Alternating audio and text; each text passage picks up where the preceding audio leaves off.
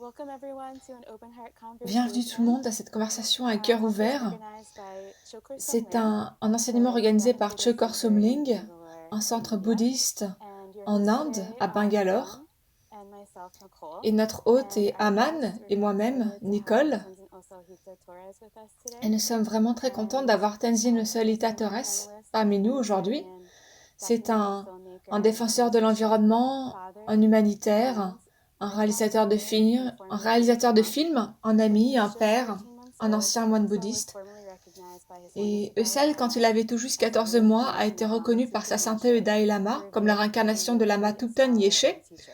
un grand Eusel was yogi enthroned et as the érudit reincarnation of Lama tibétain. Yeshe in 1987. In Et, depuis- 1991, when et he donc was il a été 6 years reconnu comme old, la he réincarnation de Lama journeyed Yeshe en at Seraje Unified 1987. University in En South Korea. 1989, il a He lived and commencé ses studied there études à until Serradje, 2013. où il a Osel étudié then decided to leave the là-bas monastery jusqu'à ses for 18 modern ans. ways of life and thinking. À ce moment-là, il a décidé de Osel quitter le served on monastère FMT's board of directors from 2008 to pour 2013. explorer la vie He used to occidentale attend moderne. teachings with Lama Zopa Rinpoche and support the organization by sharing Eusel a offert knowledge ses and services en experience tant and que insight membre with the du conseil FMT shamans around the d'administration world. de la Osel, would FPMT you mind reading us de the opening 2008 à inspiration for our 2013. talk today? Et il continue maintenant à recevoir les enseignements de la Zopa Rinpoche et à soutenir l'organisation de la FPMT par ses conseils, ses enseignements. Est-ce que Eusel, tu veux bien nous guider dans une petite motivation? Donc, je vous propose de dédier ce temps, cette énergie, cet espace.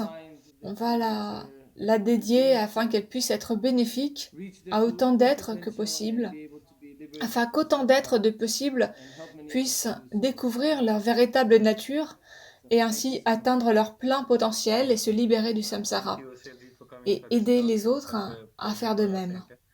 Donc, merci beaucoup.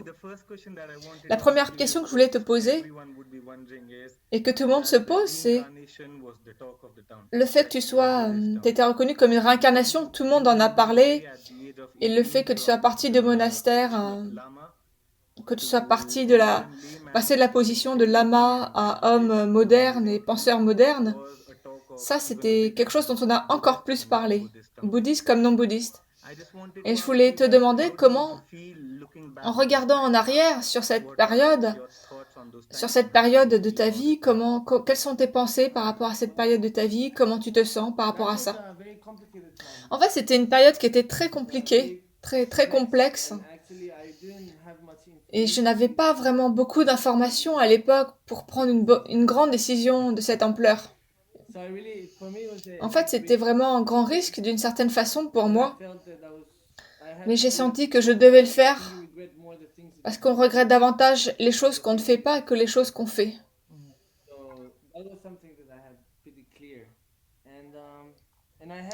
Et j'avais déjà passé à peu près 15 ans au monastère en Inde et aussi au monastère en Suisse et aussi dans un autre monastère.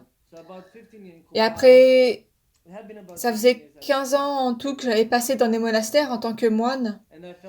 Et j'ai senti qu'à l'âge de 18 ans, j'avais une certaine indépendance qui me permettait de faire cette décision sans impliquer d'autres personnes dans ma décision. Donc j'assume complètement cette responsabilité et d'aller vers autre chose. La première année, c'était vraiment difficile parce que j'avais encore beaucoup de doutes. Est-ce que j'avais pris ou pas la bonne décision? Et maintenant, je regrette pas parce que vraiment, ça m'a aidé à comprendre mon but, ma destinée, ma mission de façon plus claire. Même si en fait, j'étais encore plus perdue qu'avant, mais j'ai compris que j'étais probablement, peut-être en tout cas, sur le bon chemin.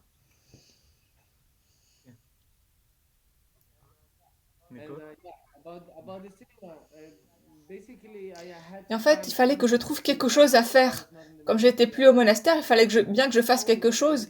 Et moi, j'avais toujours apprécié les films. Mais au monastère, les films, c'était illégal. Les films étaient illégaux. Au monastère, on était punis si on regardait un film.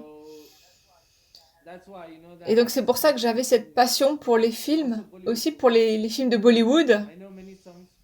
Je connais certaines chansons des films de Bollywood.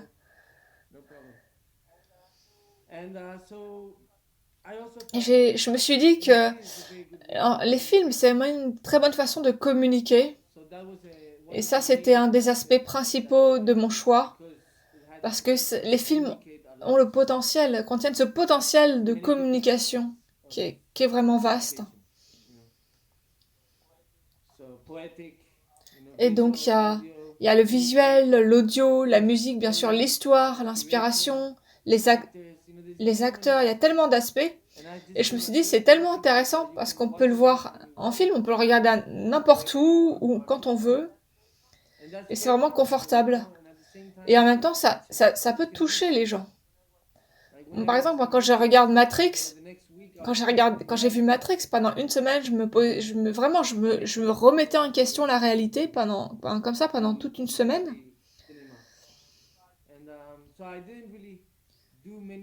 Donc j'ai pas vraiment fait tellement de choses parce qu'en fait, j'ai perdu beaucoup de choses sur lesquelles j'ai travaillé.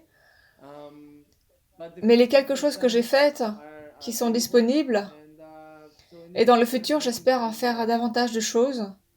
J'aimerais beaucoup faire beaucoup plus de choses. Et ça, c'est dans le futur.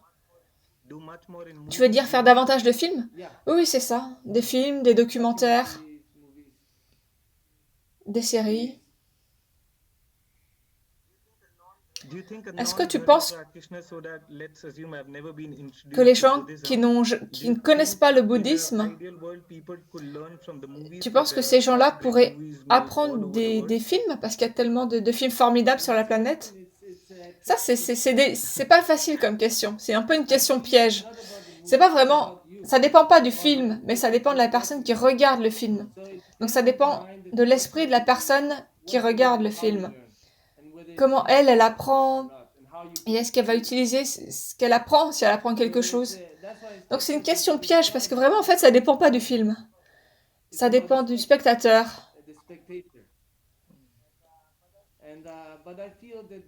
Mais je pense que un film peut être une bonne façon, un bon canal pour aider des gens à comprendre certains aspects complexes de leur vie, leur donner un contexte. Et il y a des gens qui tentent de vaincre leur dépression en s'immergeant dans des choses extérieures, dans leur partenaire. Mais qu'est-ce qu'il y a de mauvais à trouver un bon travail, à avoir un bon partenaire et à mourir heureux? La dernière partie de ta question, c'est exactement ce que mon grand-père a fait. Il a 75 ans de mariage et maintenant il a 94 ans et ma grand-mère est morte il y a quelques années. Et c'est un nouveau chapitre de sa vie. Mais c'est quelqu'un de très heureux, très actif, qui a une très bonne mémoire, qui est vraiment indépendant, il vit encore seul. Et j'avais l'habitude de toujours lui demander, mais comment t'as fait? Parce que ma grand-mère, elle avait quand même un sacré caractère. Parfois, elle était un peu toxique, elle était très stricte, agressive parfois, ou même assez souvent. Et donc, comment neutraliser ça? Et donc, mon grand-père, c'était vraiment le chef pour neutraliser ma grand-mère. Et je trouve que c'est vraiment magique, en fait. Pour mon grand-père, c'est quelque chose qui lui revenait naturellement, et donc je lui demandais, mais comment t'as fait? Et il disait quelque chose en espagnol, ça veut dire on offre la victoire, on lâche et on donne la victoire. On dit oui, oui, oui, ma chérie, oui, oui, tu as raison. Et c'est la même chose dans la vie. Il s'agit, parce que l'ego, on ne peut pas toujours laisser notre ego gagner. Parce que sur le long terme, c'est pas ce qu'on veut maintenant ou ce qui est facile maintenant. Mais sur le long terme, c'est ce qui est bon pour vous, peut-être. Ce qui est bon pour nous sur le long terme. Mais si on fait le premier choix, le choix du court terme, souvent l'ego y gagne. Mais est-ce que c'est bon sur le long terme? Et la question, c'est une très bonne question, la question que tu me poses. Parce il y a beaucoup de gens qui essaient d'atténuer leur souffrance quotidienne, leur dépression, en s'immergeant complètement dans leur partenaire, par exemple. Et ça, en fait, c'est c'est un évitement en fait. On prend refuge, c'est une façon de prendre refuge, ce qui veut dire qu'on essaie de s'éviter soi-même. On essaie de ne pas avoir à se remettre en question, se challenger soi-même. Non. Et c'est pour cela que le dharma est vraiment essentiel, parce que fondamentalement, c'est nous-mêmes qui pouvons nous sauver nous-mêmes de nous-mêmes. D'abord, il faut se sauver soi-même de nous-mêmes. Et il n'y a personne d'autre qui peut nous blesser. Personne ne peut rien nous faire finalement si on voit si on a une vision globale, une vision universelle à long terme. C'est juste nous qui pouvons nous blesser nous-mêmes. Et c'est pour ça qu'il s'agit de se sauver soi-même de soi-même. C'est vraiment ironique en fait. C'est l'ironie de la vie. C'est comme l'oxygène. On l'utilise tous les jours. Mais si on en a trop, ça nous nuit. Mais par contre, si on a juste le bon dosage, ça nous maintient en vie.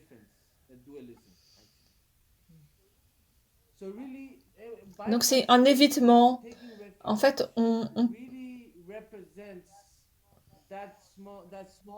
c'est la question vraiment énorme dans notre vie où là, on ne veut pas se remettre en question ou assumer nos responsabilités. On veut juste se fuir soi-même, on veut se fuir soi-même. Et c'est pour ça que oui,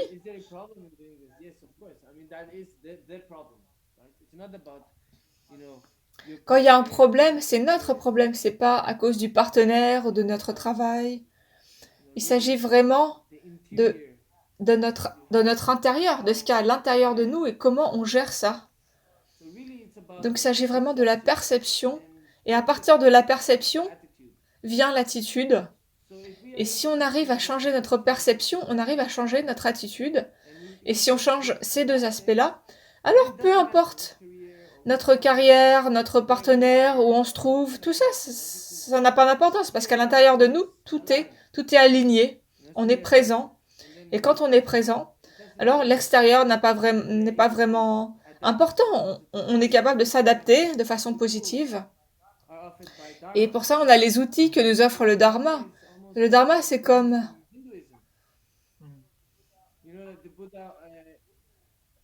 À l'origine, le Bouddha a médité quand il se trouvait avec les hindous. Et après, il essayait d'autres méthodes. Il allait par lui-même pour continuer à progresser. Et il a commencé, on va dire, le bouddhisme. Mais en fait, les techniques, elles sont universelles. Elles ont déjà été là. C'est pas que le Bouddha a dit « Ah, ça y est, j'ai trouvé la vérité, c'est ça. Et ça, c'est ta vérité, prends-la. » Ça marche pas comme ça. Chaque personne doit parcourir son chemin, apprendre pour elle-même. Donc il ne s'agit pas vraiment des informations qui sont disponibles, mais il s'agit de toi, qu'est-ce que tu veux apprendre, qu'est-ce que tu veux connaître. Sinon, c'est tellement facile de blâmer l'extérieur et dire que c'est les autres qui sont responsables. Donc oui, ça, ce dont tu parles, c'est un problème, mais une fois qu'on a changé notre mental, avoir un partenaire, une carrière n'est plus un problème. Avoir de l'ambition, vouloir une bonne carrière, tout ça, ça dépend de notre attitude liée à cet aspect-là. Donc oui, je pense que j'ai répondu à ta question. Oui, oui. Donc il s'agit si on se fuit soi-même et qu'on se précipite dans une carrière ou vers un partenaire, ça c'est un évitement. Et en ce qui concerne le refuge, genre le Bouddha, le Dharma et le Sangha, et le maître, est-ce que tu peux nous parler de ça, du maître? Oui, mais ça se produit aussi de cette façon-là. C'est pour ça que j'utilise aussi le mot refuge, parce que les gens prennent refuge dans la religion, dans la philosophie, dans les concepts, dans une croyance. Peu importe ce que ça soit. Ils le font pour se rassurer eux-mêmes, afin de se sentir de se sentir en sécurité, sentir qu'ils font la bonne chose. Mais en fait, ils évitent leurs responsabilités. Parce que profondément, on sait qu'il n'y a pas moyen d'éviter ça.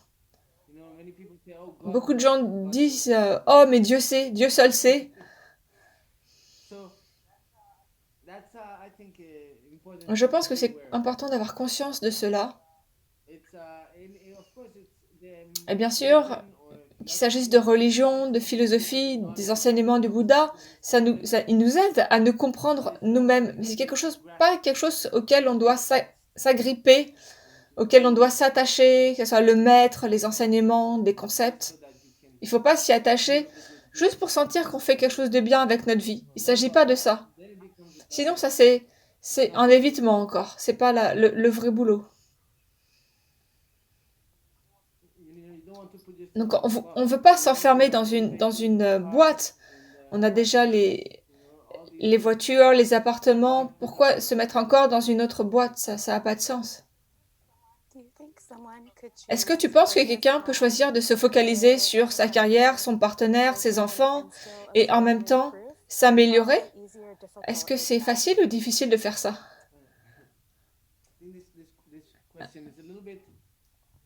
Cette question, la façon dont tu la poses, on a l'impression que c'est une mauvaise chose en fait. Comme si une carrière, un partenaire, des enfants, ce seraient des choses mauvaises.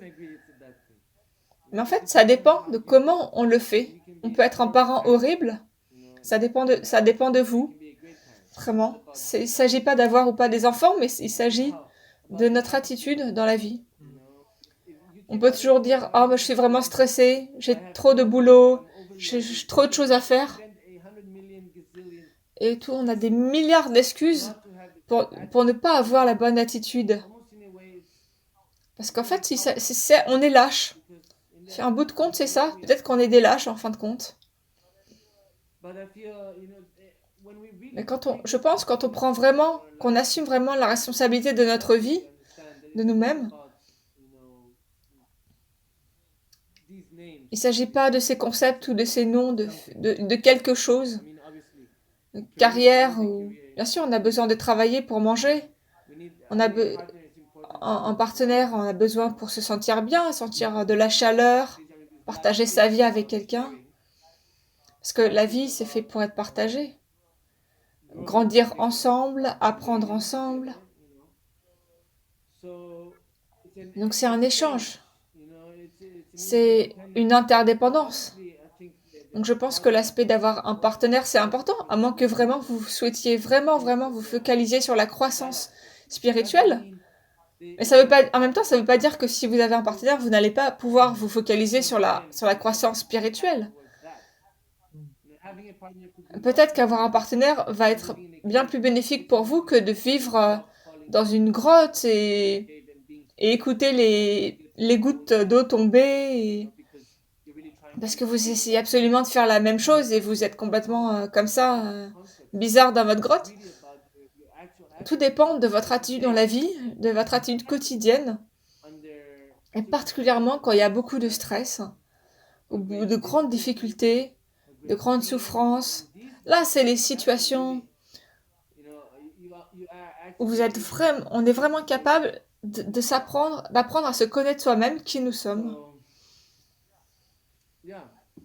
Donc je pense que c'est vraiment bien d'avoir des enfants. Et en même temps, ça peut être une chose horrible. Donc ça dépend. Mais ça dépend pas si on a de la chance ou pas. C'est relatif. Ça peut être bien, mais ça peut être peut-être une bonne chance, ça peut être une mauvaise chance. Je parle de la chance parce qu'il y a cette histoire. C'était un villageois.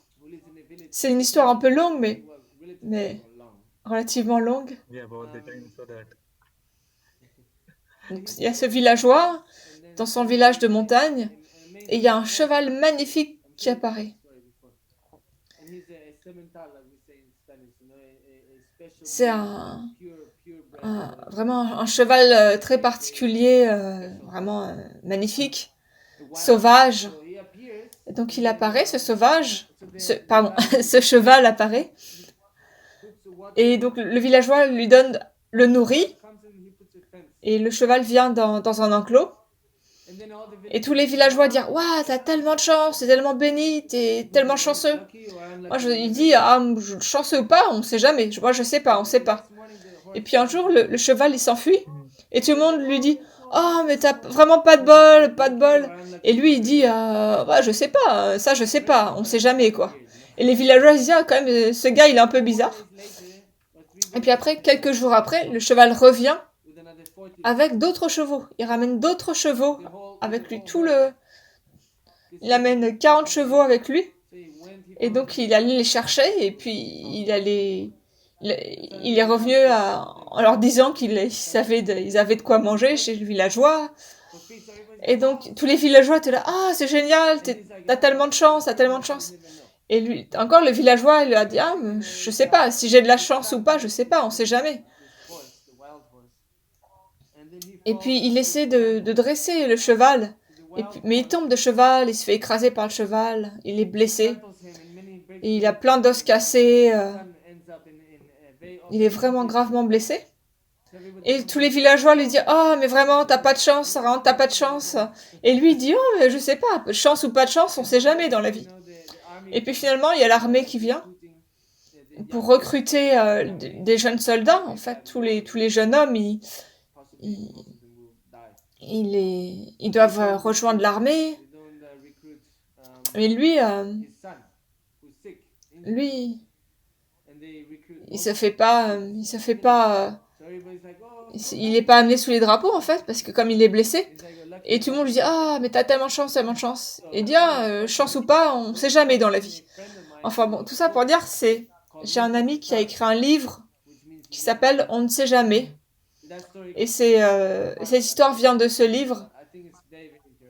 Et je trouve ça vraiment très intéressant, ce concept. Parce qu'on ne sait pas, on ne peut pas juger blanc, noir, bon, mauvais, chance, pas chance. Parce qu'on dit c'est mauvais, mais en fait, c'est peut-être pas si mauvais que ça. Et on est tellement excité quand il y a quelque chose de positif qui arrive, mais en fait, ça se trouve, au bout du compte, on va être déçu de ça. Donc ça nous aide à être davantage réaliste. Et parce qu'être réaliste, ça nous aide finalement à être heureux. Il ne s'agit pas d'être pessimiste. Le pessimisme, c'est différent, c'est qu'on projette de la négativité. Il s'agit d'être réaliste, donc s'attendre au mieux, mais se préparer au pire.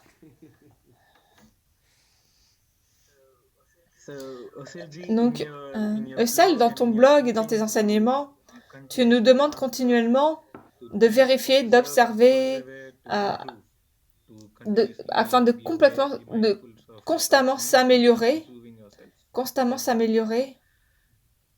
Est-ce que tu peux nous parler de ça? Et est-ce qu'il y a un sujet sur lequel tu nous demandes à nous tous de nous améliorer?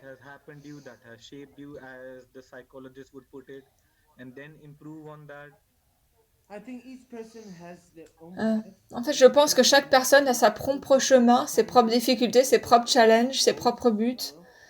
Et je pense que nous avons notre propre conditionnement et nos circonstances qui se sont passées dans l'enfance, par exemple. On vit le résultat d'un aspect de notre karma. On vit cela. Et c'est pas le karma de quelqu'un d'autre, c'est notre karma. Bien sûr, on a aussi un karma collectif dans lequel nous sommes, mais c'est encore autre chose. Mais ne parlez pas de ça parce que je suis pas un grand philosophe. Mais je sens qu'on est responsable. Au moment où on est responsable qu'on est responsable, alors le premier pas, c'est d'avoir de la gratitude parce que on reçoit l'amour de l'univers, on reçoit l'amour de tous les êtres dans l'univers. On est 99% des microbes, constitués de microbes. En fait, on est juste 1% humain. Qu'on le croit ou pas, c'est comme ça. Et quand on mange pas pour nous, mais on mange pour nourrir les microbes dans notre estomac. Et qui, eux, mangent cette nourriture et dont on reçoit l'énergie de cette nourriture. Et c'est grâce à ça qu'on peut fonctionner. Notre corps, notre système est 99% composé de microbes, n'est pas humain. Ça, c'est la réalité. La réalité, c'est que nous sommes des univers des multivers ambulants est composé de tellement d'êtres. Et je pense que ces êtres, quand même, on peut le débattre, mais je pense qu'ils peuvent avoir une forme de conscience. C'est difficile de vraiment débattre cela parce que c'est pratiquement impossible de confirmer ou d'infirmer. Comment est-ce qu'on va demander à une forme de vie si petite si elle a une conscience ou pas? Même si tu as de la peur, est-ce que ça prouve qu'on a une conscience? On peut le débattre. Parce qu'il y a des plantes aussi qui s'ouvrent, qui se ferment.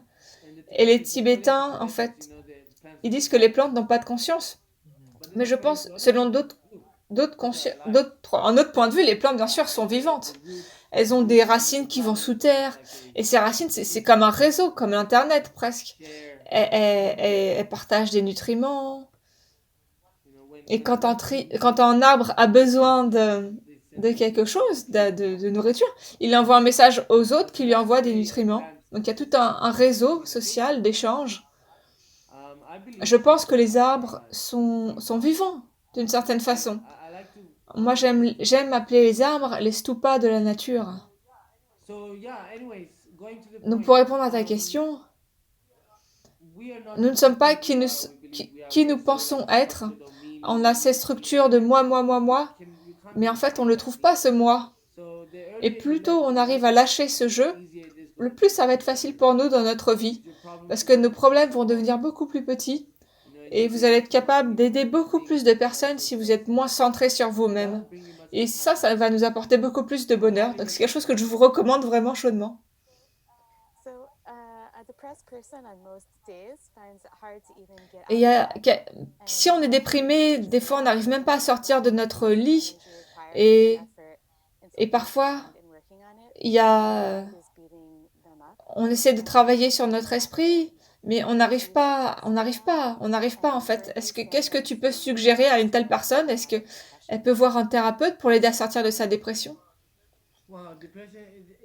Ah, la dépression, c'est vraiment une question très très profonde. Je pense qu'en fait, on est tous déprimés d'une certaine façon. D'une certaine façon, on est tous déprimés parce qu'à notre époque, on peut même dire on est dans le samsara. Mais peut-être que le samsara, la dépression fait partie du samsara. Et bien sûr, c'est très complexe et un problème très profond. Problème très profond qui se manifeste comme la dépression. Et en fait, le problème, c'est qu'on ne comprend pas vraiment notre esprit. Et je dis pas qu'en fait, la dépression n'est pas quelque chose de sérieux. Bien sûr, c'est extrêmement sérieux. Mais il y a des niveaux de dépression qui sont très différents. Il y a certains niveaux qui sont vraiment désastreux, qui vont vraiment pourrir notre vie. Des choses chroniques. Et moi, des fois, je suis déprimée. J'ai boum, comme ça. J'ai un sentiment de dépression, tout à coup.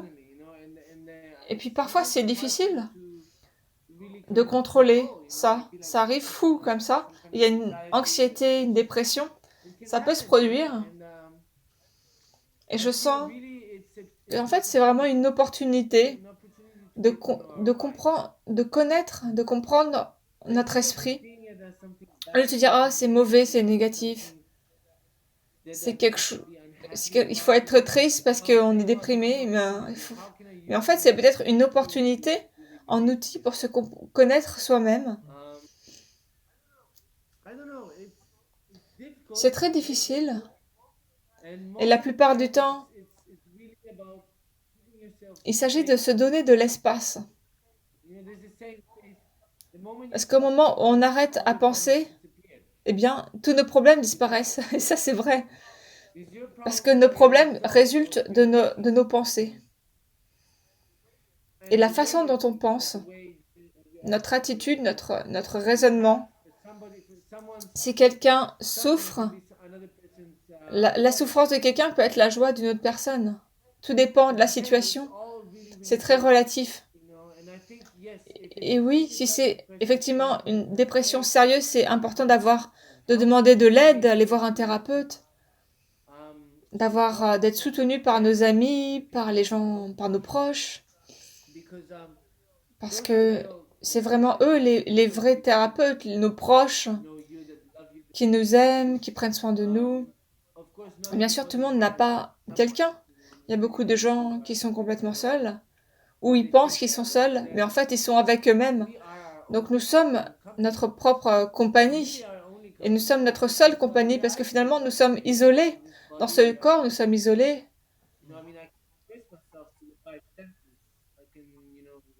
Je peux communiquer, je peux parler, je peux agir, je peux préparer un repas en y mettant beaucoup d'amour, ou je peux faire un dessin et et vous le donner, écrire un poème. Mais en fin de compte, on est isolé. Et les seules façons qu'on a de communiquer, c'est au travers de nos cinq sens, afin qu'on puisse se relier les uns aux autres.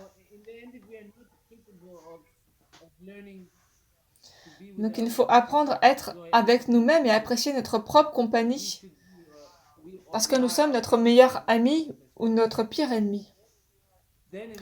Et quand on a des grands problèmes, je pense que souvent la dépression, c'est parce qu'on ne comprend pas le vrai sens de la vie, les vrais aspects de notre propre nature, de notre esprit.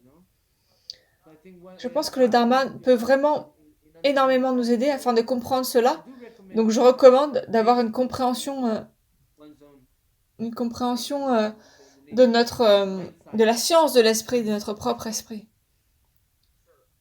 So, I mean, just sticking to the topic of Donc pour depression, one rester of sur the ce sujet de la major dépression, reasons of a il, depression is semblerait que that we don't have an parce end to qu'on our n'a pas cravings and de... desires, that we keep running away from, that we keep running to one On desire saute to d'un another désir desire en to désir, d'un endroit à un autre endroit. Et une des addictions qu'on a, particulièrement dans les villes, dans les grandes villes, notamment en Inde, en Europe, aux États-Unis, en France, ailleurs, une de nos addictions, c'est le sexe. Il y a vraiment tellement de crimes, de choses négatives qui se produisent à cause de notre attachement au sexe, les infidélités, tellement de souffrance. Qu'est-ce que tu dirais de cette addiction au sexe? Quelle est l'attitude saine par rapport à la sexualité?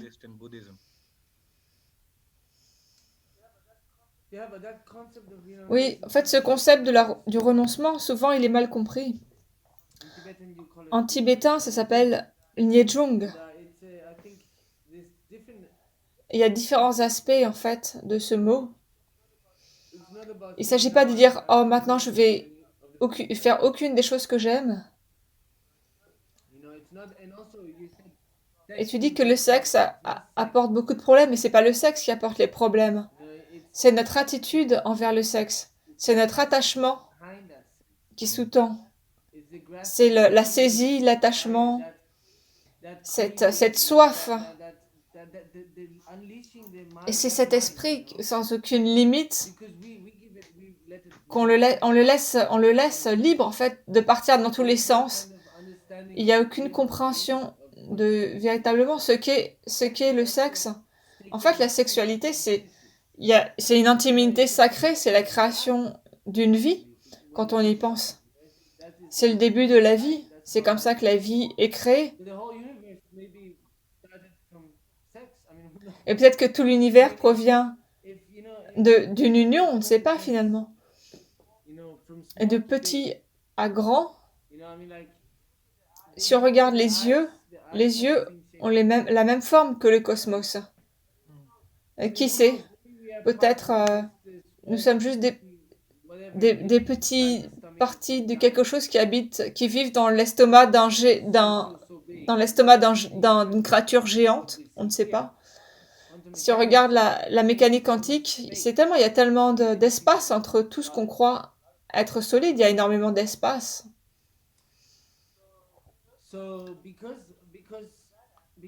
Et je pense que parfois, peut-être des fois, tout l'univers a été créé en faisant l'amour.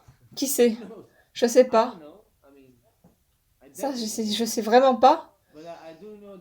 Mais je sais que souvent, l'esprit crée la réalité, une réalité qui n'est pas en accord avec la vraie réalité, qui est juste une fantaisie. Et on s'agrippe à cette illusion et on ne veut pas vraiment reconnaître qu'il s'agit d'une illusion. Parce que pour nous, c'est plus facile de ne pas être universel, de ne pas être la vraie chose.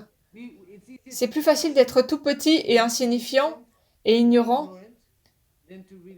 que de réaliser, de développer vraiment notre propre potentiel. C'est plus facile d'être quelqu'un qui suit que d'être un leader. Et aussi, parce qu'on n'a pas été éduqué de cette façon. On est élevé pour travailler, mais on n'est pas élevé pour vivre.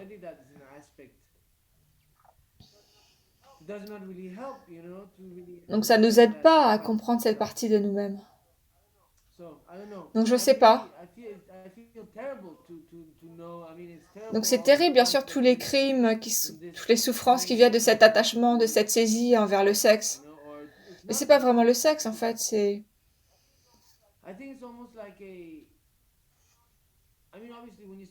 Quand vous voyez les animaux, ils ont un instinct, ce type d'instinct pour les activités sexuelles.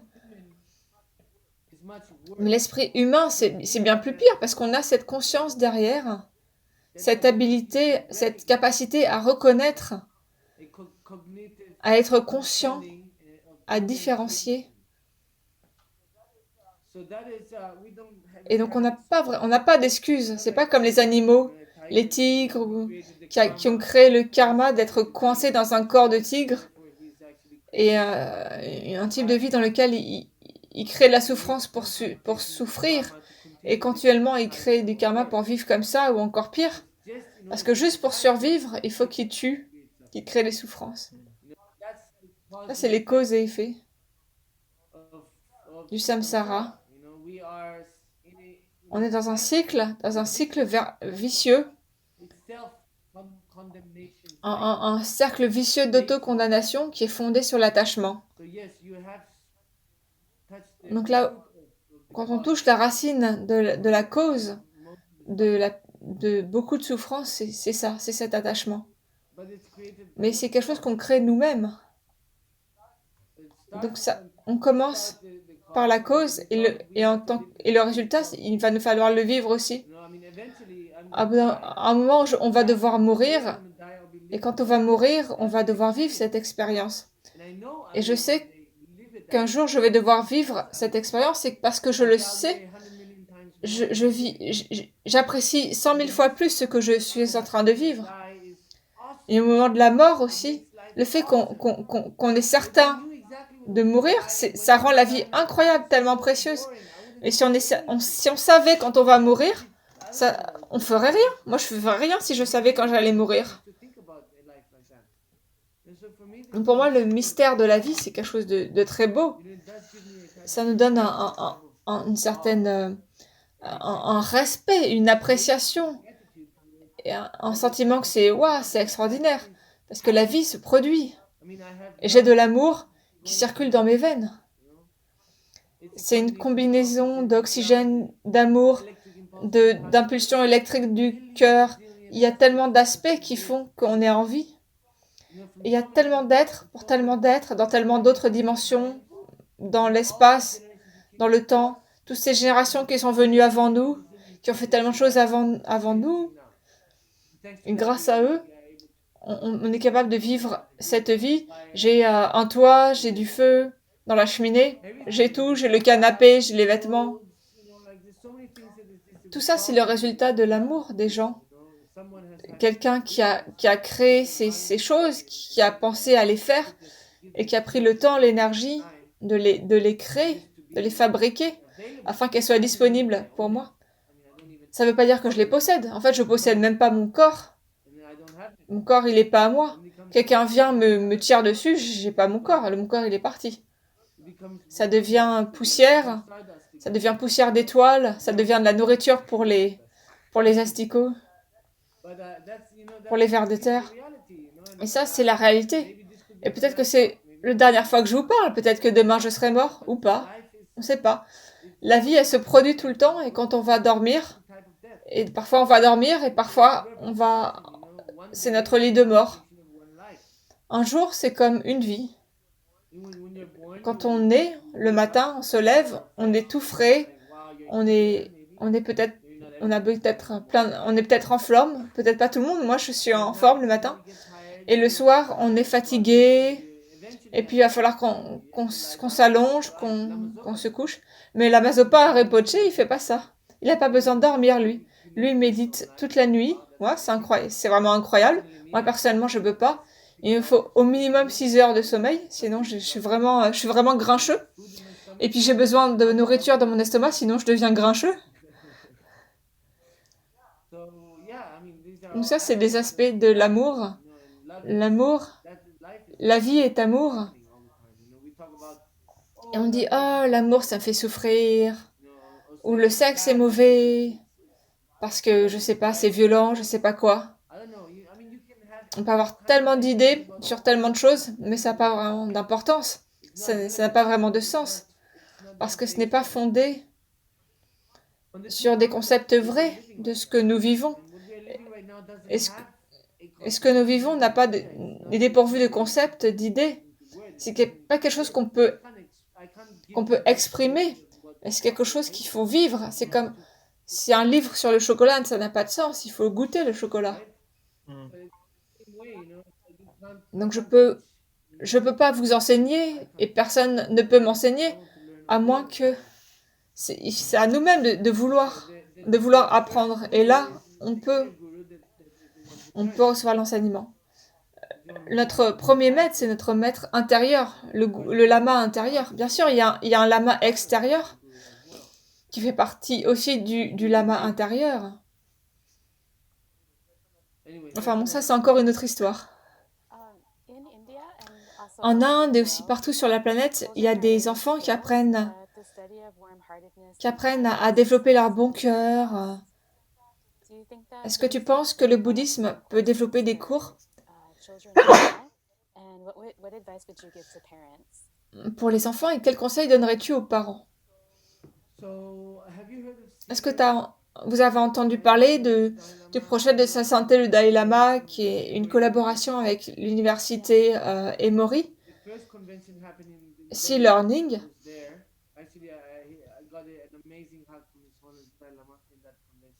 Donc j'ai participé à la première convention avec Sa Sainteté. Et ça veut dire, C-Learning, ça veut dire l'apprentissage social, éthique et émotionnel. Et c'est très similaire à l'éducation universelle de la Mayeshe, mais en même temps c'est très différent. Mais la base est la même, et je pense que ça sentait à 100% raison, bien sûr, quand il dit que la chose principale c'est l'éducation. Parce que comment avoir foi en l'humanité si nous n'éduquons pas de façon positive la prochaine génération?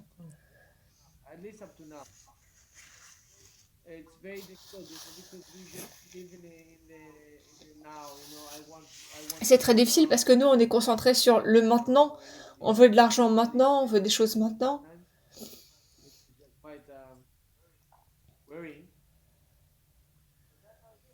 Mais c'est comme ça. Je pense que parfois, des fois, je me dis que l'humanité est destinée à se détruire elle-même. Et c'est tout. Le fait qu'on existe, c'est une anomalie en fait. C'est tellement étrange que l'humanité existe. Et on vit dans cette anomalie. Et peut-être ça va finir par disparaître. Et c'est l'impermanence. Ou peut-être que ça va se recréer, ça va revivre d'une autre façon, dans notre aspect, ou pas. Peut-être que peut-être l'humanité va être capable de devenir davantage consciente, de développer sa compréhension et de comprendre que si on continue sur le même chemin, on n'a pas de futur.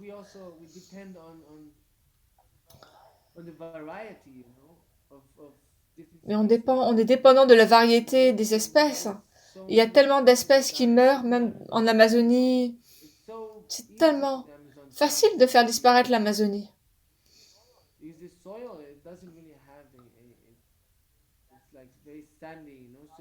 Il suffit qu'il y ait des incendies et les plantes n'arrivent pas à repousser. C'est très très difficile.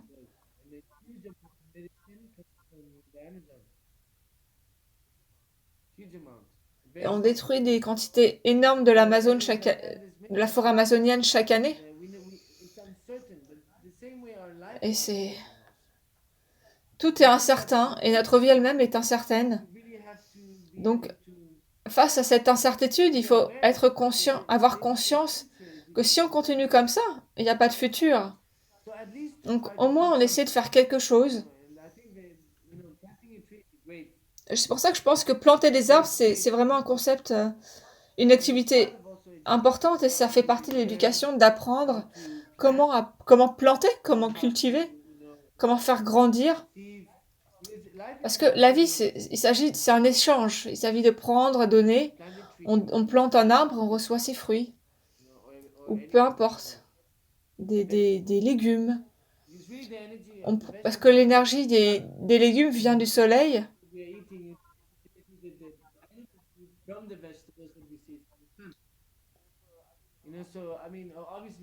Et on reçoit l'énergie du soleil au travers des légumes. Peut-être si on peut avoir les pieds nus et au lever, au coucher du soleil, aller essayer de recevoir l'énergie du soleil directement. J'ai essayé de faire ça, mais en fait, c'est vraiment difficile de survivre comme ça. Et puis je préfère manger. Mais il faut vraiment comprendre que le sol est tellement important. Le sol est essentiel dans notre vie. Et il y a tellement de fois, dans les enfants des villes savent même pas d'où viennent les oranges. Ils pensent que ça vient comme ça dans des barquettes en plastique. Peut-être ça vient d'une usine. Ils savent pas que ça pousse sur des arbres. Et il y a des enfants qui font comme ça là, sur les fenêtres de leur voiture, comme si la fenêtre de la voiture c'était un écran. Ils font comme ça. C'est vraiment grave. Et on ne sait pas les conséquences pour la prochaine génération. D'avoir les iPads, la génération iPad.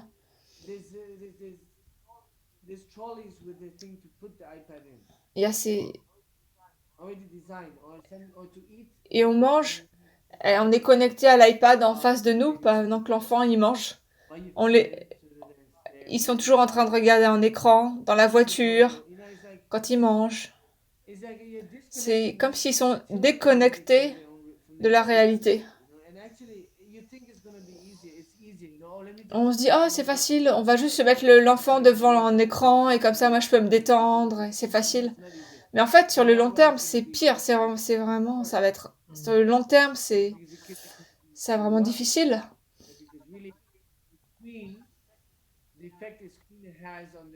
Parce que les conséquences sur des écrans sur sur les cerveaux des enfants, ça a le même effet que la cocaïne sur le cerveau des adultes. C'est choquant, ça. Ça devient une addiction. Et si le bébé, l'enfant, perd touche avec la réalité, perd contact avec la réalité, c'est encore pire que pour nous, parce que nous, d'accord, on a perdu contact avec la réalité, on est adultes. Et eux, sont en pleine croissance, donc c'est encore pire. Donc, je pense que c'est vraiment important d'être avec vos enfants, de leur donner du temps. Et la vraie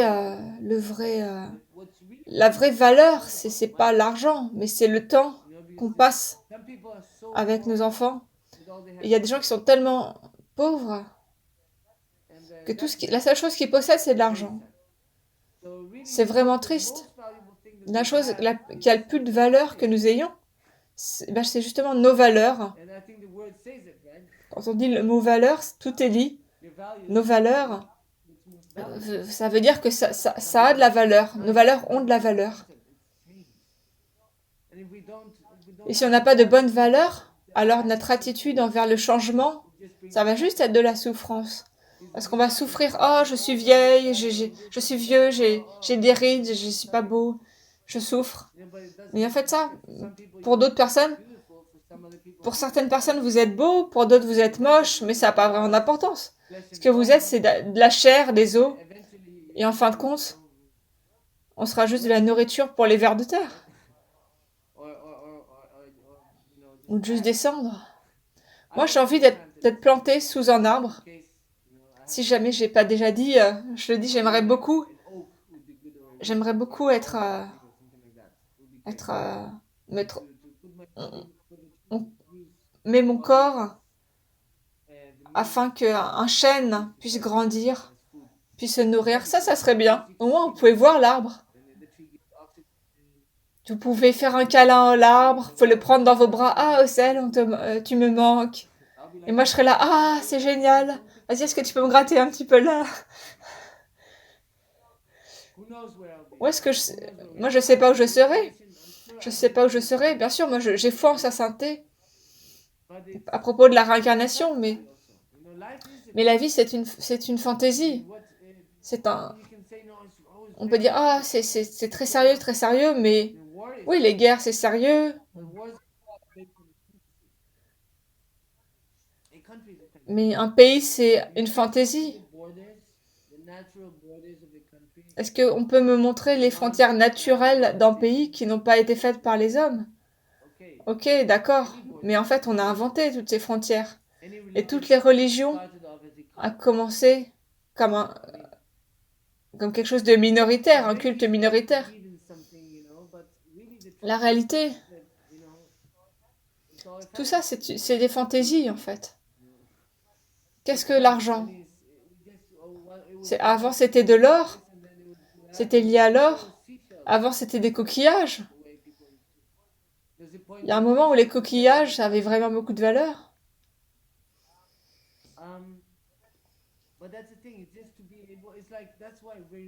C'est pour ça que le renoncement est lié à ce concept. Le vrai renoncement, pas celui qui dit ah non, je veux pas ça, je veux pas ça, je veux juste être dans ma grotte jusqu'à ce que j'ai une barbe très très longue. Et puis, à un moment, il y a un éclair et je comprends tout. Ça marche pas comme ça. Il faut être réaliste.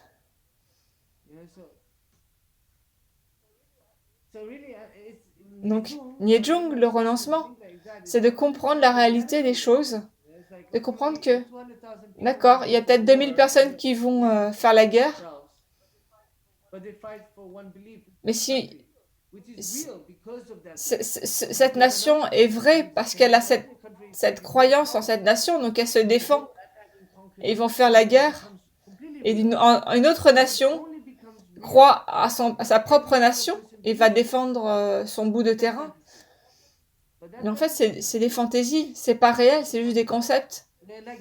Et comme ça, la vie, nous-mêmes et la vie sommes remplis de concepts, de fantaisies comme ça, qu'on se transmet de génération en génération.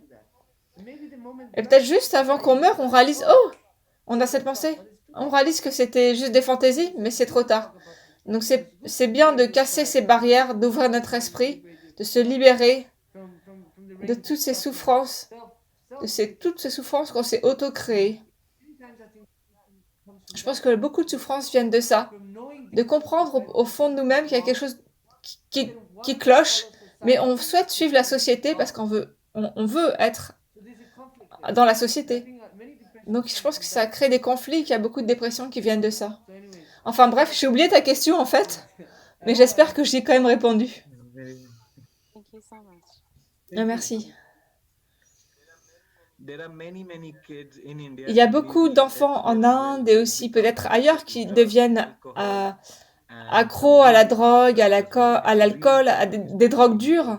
C'est vraiment un problème. people abuse Il y a des marijuana, gens people abuse alcohol on a qui daily sont, basis as well, and that's not sont good for the intoxiqués à la mental health for marijuana, à sure. l'alcool, à I d'autres don't really know choses. my question here, En but fait, ma what do question, you c'est qu'est-ce think que in toi your tu penses experience? dans ton expérience? What Qu'est-ce could qu'on they peut do? faire? Qu'est-ce que The les parents parents and peuvent the faire? Qu'est-ce parents que les enfants in peuvent this faire case. dans un tel cas? Donc il y a un exemple en fait que j'aime beaucoup. Je crois que c'est en Norvège ou en Suède, dans un pays nordique. Pour les gens qui ont des problèmes d'addiction, ils ont une approche très différente du reste du monde. La plupart des sociétés on rejette en fait. Souvent on rejette. On rejette les gens qui sont accros aux drogues. Ils se font exclure de la société. Ils sont pas acceptés dans la société. Et en fait, pourquoi est-ce qu'on devient accro à des drogues? C'est parce que on n'a pas de but d'orientation dans notre vie. On n'a pas le sentiment d'appartenir à quelque chose. Ça, c'est le problème, la cause. Et le symptôme, c'est l'addiction.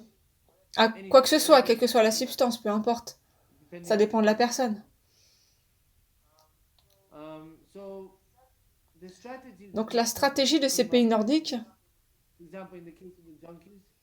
il leur donne, par exemple, quelqu'un qui a besoin d'héroïne, il leur donne l'héroïne, la meilleure héroïne, gratuitement, les aiguilles propres et tout ça, un endroit pour l'utiliser, un lieu propre,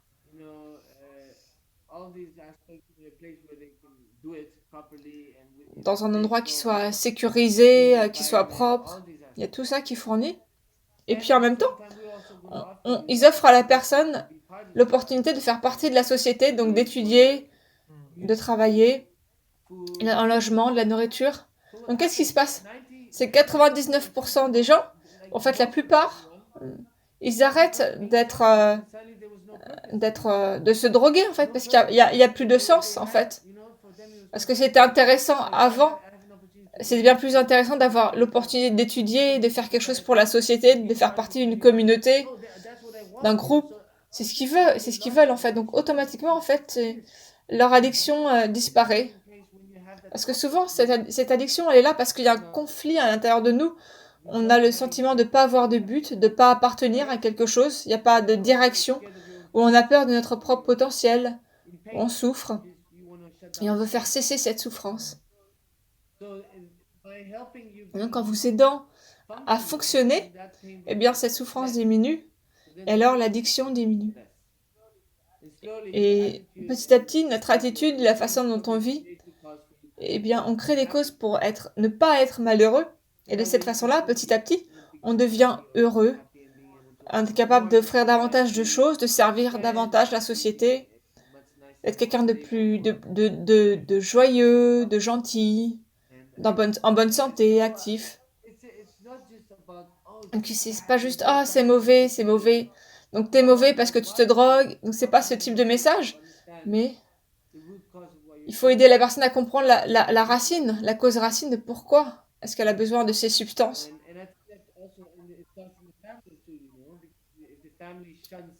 Et par exemple, si la famille exclut quelqu'un parce qu'il fume de la marijuana, et peut-être ça va être la cause pour qu'ils se mettent à prendre de la cocaïne ou de l'héroïne, des choses comme ça. Mais si, au contraire, on accepte, ok, d'accord, bon, bah, si tu veux fumer de la marijuana, d'accord, on t'aime quand même, c'est toi qui vois. Et peut-être que la personne, elle va finir par perdre son intérêt pour la marijuana. Et elle va mettre son énergie dans quelque chose. Pas sur moi, on m'a rejeté, blablabla, blablabla.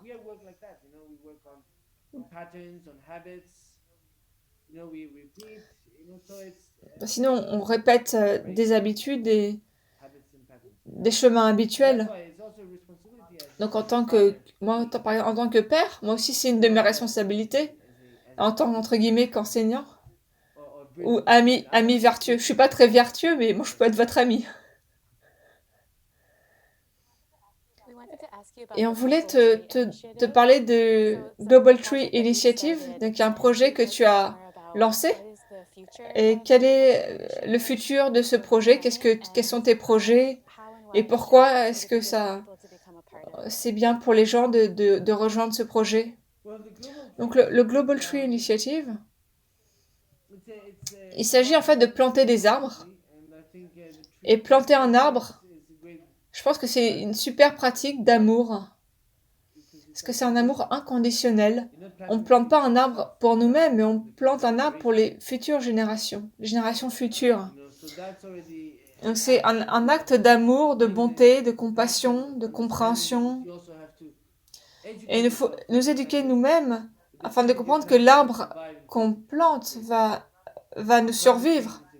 Et on a le changement climatique et, et comprendre ce qui va se passer dans 20, 30 ans, à quel point c'est vraiment important de maintenant planter des arbres. En tout cas, c'est un des aspects, une des choses qu'on peut faire. C'est beaucoup plus large, mais il faut bien commencer quelque part, et ça, c'est quelque chose qu'on peut faire.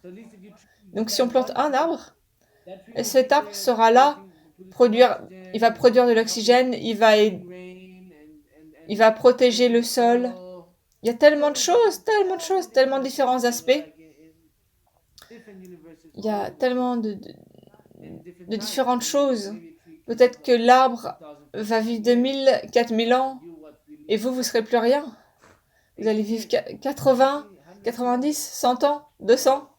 200, c'est peut-être poussé. Mais il y a peut-être des gens qui peuvent vivre jusqu'à 200 ans. Mais il s'agit de comprendre que nous ne sommes rien, mais en même temps, nous sommes quelque chose. Donc on est fier d'être quelque chose, mais on est humble parce qu'on est petit. Je pense que planter un arbre, c'est une forme de gratitude, de dire merci et voilà, on offre quelque chose qui va continuer au-delà de nous. Donc c'est quelque chose de très beau, très romantique, poétique. Je pense que c'est une très bonne représentation du dharma, de l'amour. Quel que soit le mot qu'on souhaite lui donner. Donc faites-le, plantez un arbre, c'est gratuit. Juste vous plantez un arbre et vous remplissez le formulaire sur le site et on a tout le nombre total et on dédie tous ces arbres à la longue vie de Sa Sainteté Dalai Lama. On les dédie à différentes causes, différentes personnes. Et au moins, on fait quelque chose ensemble. Et je pense que une des choses vraiment intéressantes de ce projet, je suis pas encore complètement sûre, mais ce que j'aimerais bien, c'est qu'on le garde sans aspect financier, on le garderait gratuit. Donc, et pour ça, il faut pouvoir trouver de l'argent qui viennent d'ailleurs, des ressources financières qui viennent d'ailleurs, et où ça serait juste des gens, des bénévoles qui plantent des arbres, et qu'on fasse ça tous ensemble, sans que personne s'attende à quoi que ce soit en retour, parce qu'on le fait soi-même. Et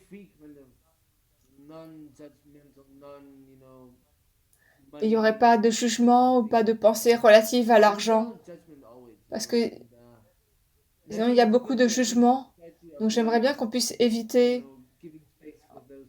en tout cas donner un espace pour que ces choses puissent se produire, parce que en bout de compte, sinon on crée juste des empreintes négatives dans l'esprit des gens. Oh, je sais pas, le projet a reçu 20 millions de dollars et même si on plante des milliards d'arbres, les gens ils vont avoir des idées bizarres. Donc on veut pas créer des empreintes négatives, on veut aider les gens à créer des empreintes positives. Donc je sais pas. Plus je pense à cet aspect, plus je me dis que c'est bien d'avoir des collaborations avec d'autres organisations qui, elles, ont des ressources financières. Je pense que Global Tree Initiative, en tant qu'organisation, devrait se libérer de cet aspect financier, mais c'est quelque chose un sentiment que j'ai depuis longtemps. Et donc je prends cette opportunité pour le dire de façon officielle. Désolée, Jackie.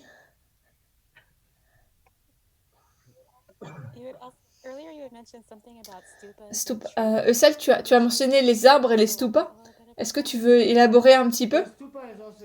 Non, les stupas, c'est quelque chose de karmique, et un arbre, c'est quelque chose de karmique. C'est la relation entre les deux, en fait. Mais la façon dont on les voit, c'est très différent. Le stupa, c'est spirituel, l'autre, c'est plus écologique. Mais en fait, je trouve que le concept est le même. C'est pour ça que j'aime les comparer. Si tu devais choisir 3 initiatives dans lesquelles on peut s'engager, en plus de planter un arbre, ou planter des arbres, quelles seraient ces initiatives? Moi, je pense qu'il faut être conscient de ses propres bêtises. si on est propre conscient, si on est nous-mêmes conscients de nos propres caca internes, on va dire, c'est parce qu'on se nourrit tellement de choses comme ça. Donc plus on a conscience de nos schémas mentaux comme ça, et on assume responsabilité de ça. Donc je pense que tous les jours d'être conscient, d'observer l'esprit, quand il y a des choses négatives qui apparaissent, fait ah là, ah, je t'ai vu, et on cherche la cause, d'où est-ce que ça vient, on suit le courant, on retrace l'origine jusqu'à l'attachement, le désir, et après oh mais d'où est-ce que ça vient, oh ça vient de l'ego, mais d'où est-ce que ça vient, à l'identification. Pourquoi? Ah, parce qu'il y a l'identification, le moi, le je, ce désir d'être. Il faut reconnaître cela. Reconnaître le désir qui veut être reconnu, qui veut être plus grand que ce qu'on est. Mais en fait, on est bien plus grand que ce qu'on peut imaginer. Donc il y a ces conflits dans l'esprit subtil, dans l'inconscient. Et après, il faut être conscient de ça. Il y a beaucoup de différents aspects, mais je pense que la chose principale, c'est vraiment d'être conscient. Et l'autre chose, c'est d'avoir de la gratitude. Je pense que la gratitude, c'est vraiment ce qu'on veut planter dans notre esprit, c'est vraiment fondamental. C'est les fondements d'une vie heureuse, d'être une personne heureuse sur le long terme. Et la troisième chose, d'être dédié, d'être dévoué à ce qu'on fait. Tout ce qu'on fait, si on a de la compassion, si on aime quelque chose, on est dévoué à cette chose, on lui donne du temps, donc être fidèle à soi-même, être un bon ami envers nous-mêmes, même si on a de la pression de gens autour de nous qui veulent qu'on fasse ceci ou cela, suivez votre passion. C'est pas, s'ils n'acceptent pas qui vous êtes, ça c'est leur problème, c'est pas notre problème à nous. On veut pas vivre leur vie, on veut vivre notre vie, parce que c'est nous qui allons vivre notre vie. Et c'est pour ça que c'est difficile quand j'ai pris la décision de quitter le monastère. C'était parce que je voulais vivre ma vie, je voulais pas vivre la vie de quelqu'un d'autre, même si tout le monde voulait que je sois un moine et que j'étudie le dharma et que je commence à enseigner le bouddhisme. Et c'était leur concept, c'était leur idée. Mais c'était pas eux qui vivaient ça. C'était une idéalisation qu'ils avaient qui était complètement irréaliste. Et moi, il fallait que je vive cette vie. Donc j'ai décidé d'être un peu égoïste. Mais quelque part, c'est aussi d'avoir de la compassion envers soi-même, d'avoir conscience, d'être réaliste par rapport à soi-même de ce qu'on est. Parce que sinon, peut-être on se sent amer ou je sais pas, peut-être pas. Mais en tout cas, c'est de la décision que j'ai prise sur le moment. Sur le moment, j'ai trouvé que ma décision était vraiment logique. Et donc, j'ai suivi mon cœur, mes aspirations, et j'ai pas de regrets. Et je pense que c'est quelque chose de vraiment important et quelque chose qui demande beaucoup d'efforts, de croyance en soi-même et de risque. Il y a une part de risque. C'est comme un pari presque. Mais la vie est un pari d'une certaine façon. Si on ne prend pas de risque, on ne fait rien. Et si on ne fait pas d'erreur, c'est sûr qu'on fait rien. Mais si on ne fait pas d'erreur, c'est qu'on fait rien. Mais faire des erreurs, en fait, c'est un très bon signe. Parce que si on ne prend pas de risque, alors pourquoi est-ce qu'on est en vie?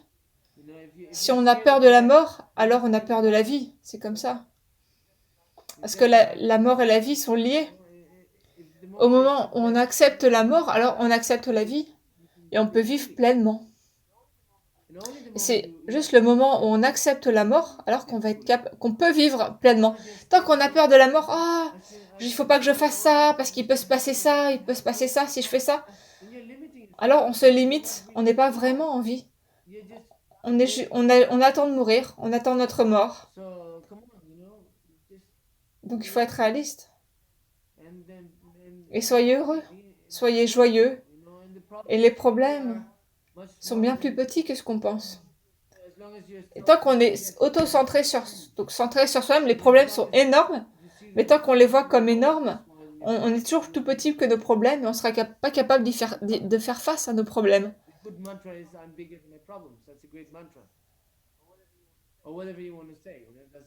Donc on peut se dire je suis plus grand que mes problèmes, un mantra comme ça, ou quel que soit le mantra qu'on veut dire, qui nous permet de nous renforcer dans nos croyances positive, de faire un pas dans la bonne direction, de se donner le pouvoir à soi-même.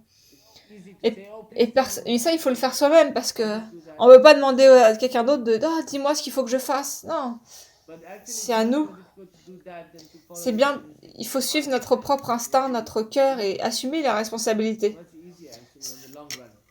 Parce qu'à long terme, on sera tellement plus heureux si on s'est suivi soi-même. On aura une vie qui aura beaucoup plus de sens, qui sera beaucoup plus satisfaisante. On sera un exemple pour les autres. Mais il faut assumer la responsabilité. C'est pour ça que nous sommes là. Nous sommes là pour apprendre et pour aimer, pour comprendre l'amour. Et ma dernière question, c'est si, avec les changements climatiques, tous ces problèmes, tous ces dangers environnementaux, quel conseil quelle solution recommandes-tu? Et oui, moi aussi, c'est ma dernière question. Elle est liée à... Beaucoup de gens parlent du fait que la solution, c'est de devenir végane, ou en tout cas de manger beaucoup moins de viande, et ça résoudrait la crise environnementale. Qu'est-ce que tu penses de ça? Donc la première chose, c'est qu'il faut vraiment prendre soin de la terre, du sol, pour qu'elle ne devienne pas désertique. Et il y a les buissons, l'herbe. Et le plus il y a de variétés, le mieux c'est. Et les plantes absorbent aussi, absorbent tout ce qu'on met. C'est emmagasiné dans leurs racines, dans le sol.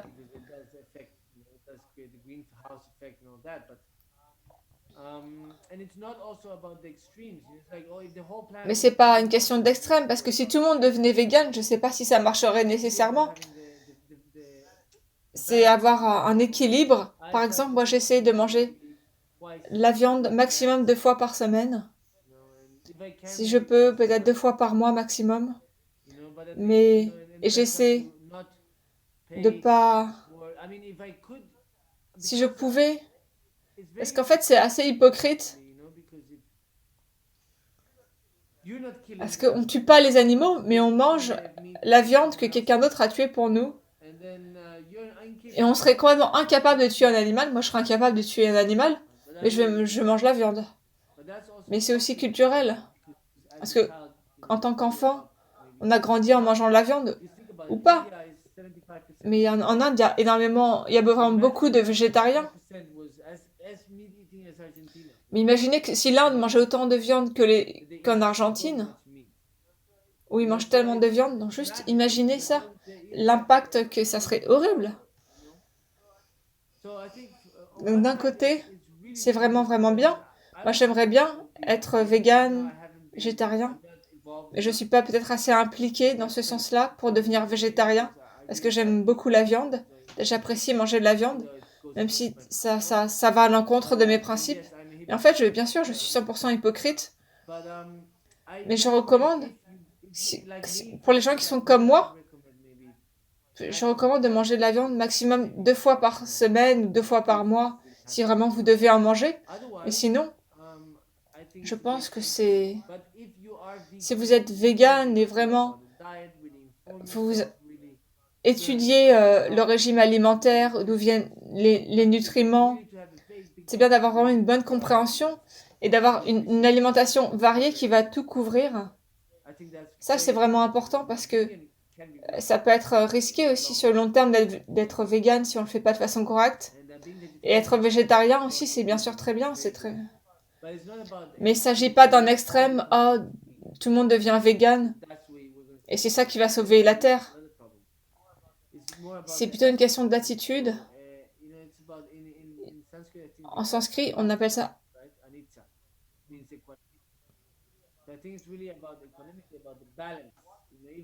On a un terme en sanskrit qui en fait veut dire... qui fait référence à l'équilibre en fait. Parce que c'est comme l'eau, il faut de l'eau pour vivre. Donc l'eau... Et l'eau, elle peut créer des inondations aussi. Donc tout dépend, tout dépend. Donc notre corps, est fait en fait pour en manger de la viande. C'est pas comme si tout à coup trancher l'habitude de manger de la viande. Je sais pas si c'est vraiment ça, même si l'intention elle est bonne. Donc c'est pas j'ai de la compassion, donc maintenant je vais penser à tous les êtres et je vais m'oublier moi-même et je vais devenir malade. Je vais pas je vais me rendre malade parce que j'ai de la compassion. Donc ça c'est pas de la compassion, c'est pas de la vraie compassion, c'est pas la vraie pratique. Bien sûr, c'est incroyable, mais il faut vraiment être capable de le faire de façon correcte. Donc des fois c'est bien de procrastiner un peu, de faire un break, de respirer, de prendre du temps pour soi-même, de faire les choses qu'on aime, de faire les choses qui nous remplissent et d'avoir un équilibre, quoi. Parce que la vie, c'est un équilibre et il s'agit d'apprendre cet équilibre. Parce que dans le chaos, il y a de l'ordre. Donc ça s'applique à tout le monde, d'une certaine façon.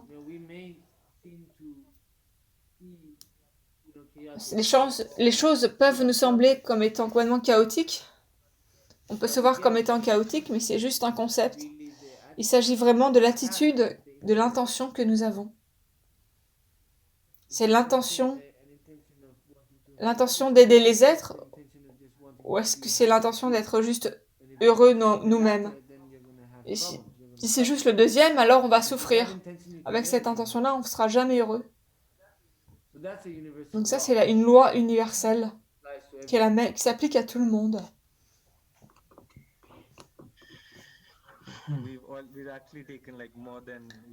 Donc on a dépassé l'heure. Merci beaucoup pour ça. Et merci beaucoup. Si on peut te demander une petite dédicace pour les gens qui regardent la vidéo.